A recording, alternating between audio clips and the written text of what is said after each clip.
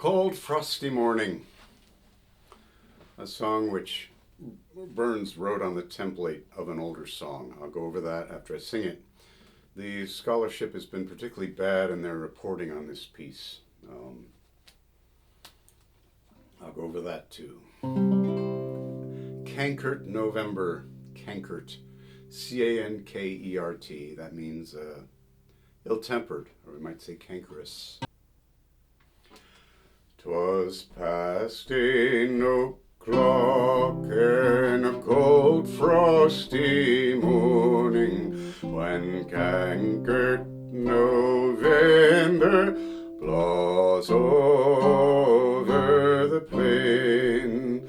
I heard the kirk-bell repeat the loud warning, as restless I sought for sweet slumber in vain. Up I arose, the silver moon shining bright, mountains and valleys appearing all hoary white. Forth I would go amid the pale silent night, and visit the fair one, the cause of my pain. Say gently, I start, tame a lovely maid's chamber, and I rapped at her window, low tune on my knee, begging that she would awake from sweet slumber, awake from the sweet slumber, and pity me.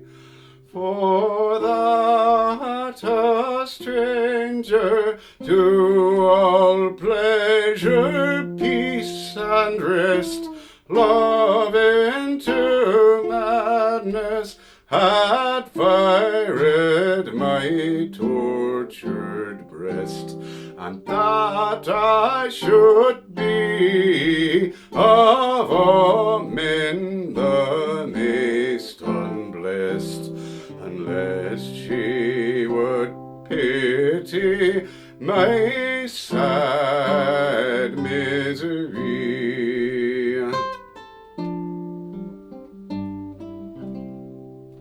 My true love arose and whispered to me, the moon looked in and envied my love's charms.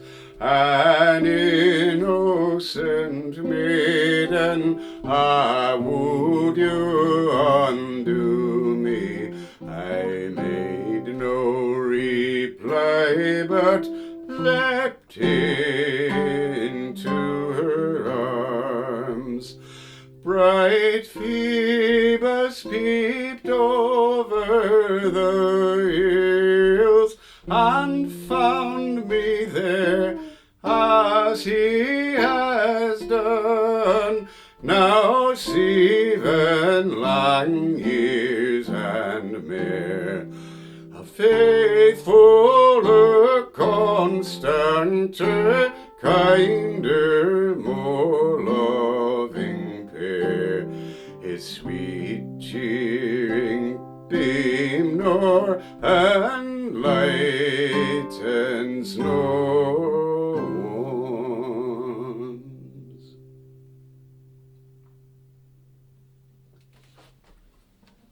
So, what have we here? This is the commentary from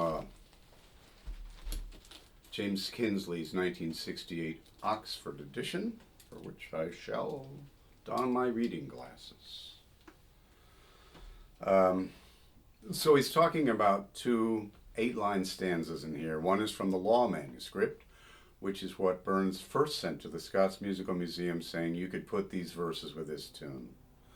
He later sent his revision, called Mr. Burns's Old Words, and that was coded with a Z, which refers to revised older songs in the museum.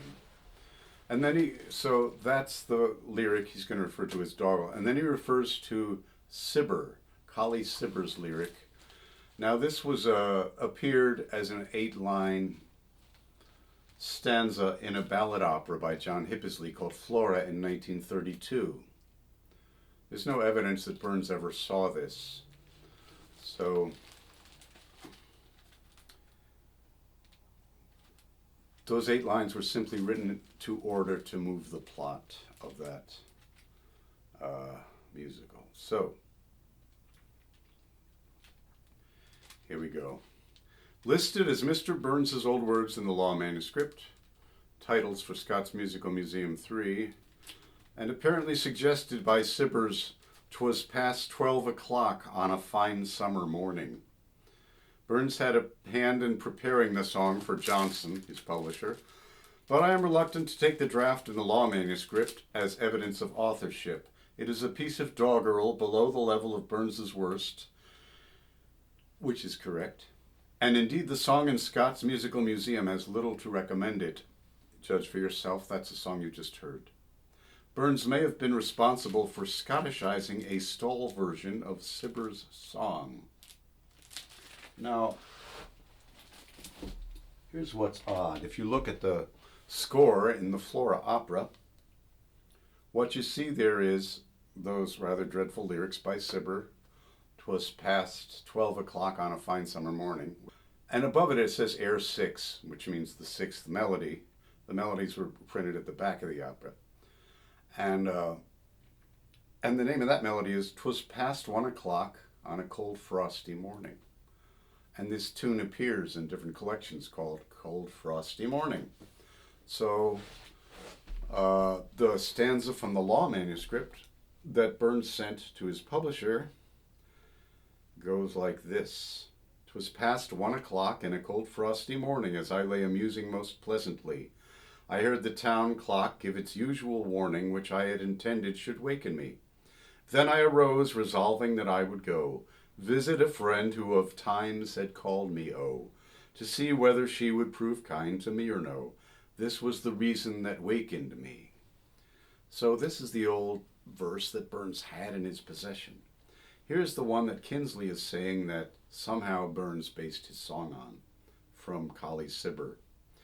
"At past 12 o'clock on a fine summer's morning, when all in the village sleep pleasantly, Cynthia," that's the moon, "Cynthia's bright beams, all nature adorning, shall guide my swift steps to my lovely she.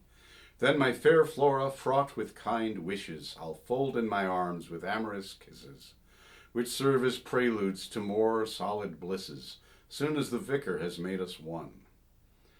What a red herring is Cibber and his lyric. I mean, clearly there's an old broadside, which Burns probably had many more verses to, and didn't bother sending to them to the machine because they were terrible, to the museum because they were terrible. So the other thing is Kinsley's putting down this song, but he doesn't seem to have listened to it with a tune. You've got a lot of very signature Burns image matches to the tune, like "I heard the kirk-bell ring."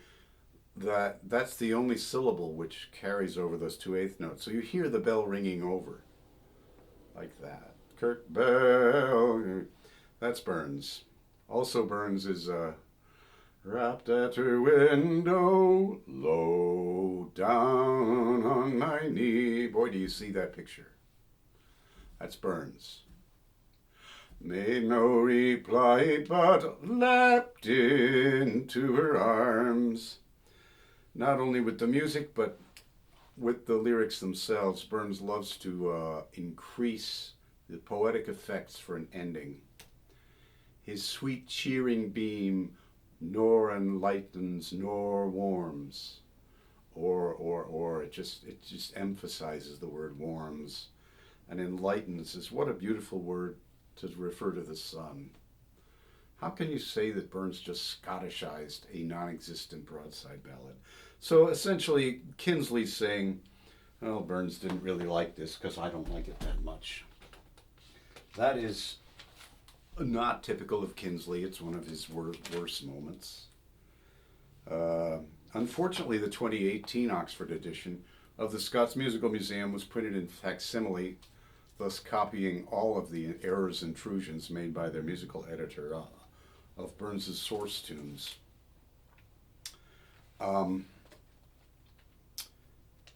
the reporting here is extremely misleading. He says, there is a note on the Hasty manuscript, not in Burns's hand, in pencil, which states that there is a set of this tune in McGibbon which suits exactly the following verses. Later he says, Oswald has the air, the melody, which is marked by Burns. Well, I was able to get a scan of the entire Hasty manuscript, which was Burns's submission to Scots Musical Museum. Burns's indication to McGibbon is written in ink, in the same ink as the lyric, in his handwriting. A researcher would have been sent to the wrong set of the tune. And Burns also refers in the Law manuscript with the 8-line version, he said, there's an excellent set of this tune in McGibbon which exactly suits with the following verses. Clearly Burns wanted McGibbon, which is the set of the tune that I sang you. What else is in here? Well, this is odd because Mr. Burns's old words means that he revised them when they are marked with a Z, coded with a Z in the museum. He would use B, R, Z, and X. B and R are by Burns. X is sometimes is maybe a song he doesn't really want to claim. And Z definitely means revised from old words. Curiously enough, even though Cauld Frosty morning, that phrase is used in the title, usually that means that in their category system, they don't give him a Category 1 wholly by Burns. Such a parcel of rogues in a nation, because he used the title of the melody, ends up in Category 5 in this edition. But despite Burns's own testimony to straightforward and evidence that the line "'Twas past 1 o'clock on a cold frosty morning" existed in the past, this gets a Category 1 wholly by Burns. So the scholars disagree.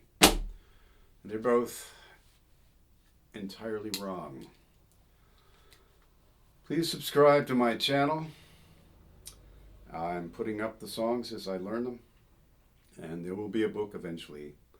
As I take the trouble to actually learn each song, more questions come out. I thought this book was done a couple of years ago. It's not done. All the questions need to be answered and the entire record corrected. But Burns, if you've just heard a half dozen Burns songs in your life, you probably haven't heard maybe one melody he wrote to, and that would have been corrupted. He is just a better songsmith than you've ever been permitted to know. The following songs are generally sung to alternate melodies. Well, the corrupted melodies, My Love Is Like a Red, Red Rose. Alternate melodies, Rantin' Rovin' Robin. I don't even think he wrote that phrase. Rosebud by My Only Work. Nobody sings the tune he wrote it to, which was called the Rosebud. Flow Gently, Sweet Afton. Alternate melodies still being composed. Alternate melodies continually composed for My Heart's in the Highlands, probably because Oswald's tune is too difficult for people to sing. Burns wrote to sophisticated melody. What other songs? A Fond Kiss. That's almost always sung to a replacement tune, and the original just blows you out of the water. It's got two parts.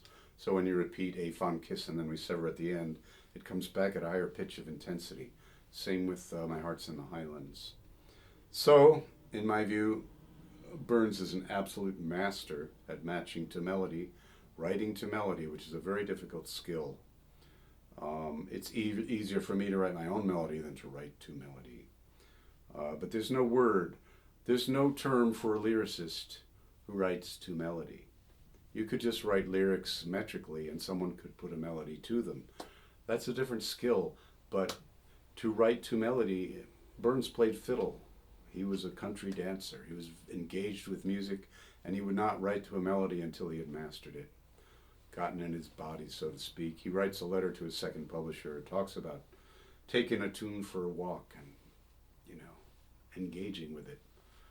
So I hope you enjoyed that song.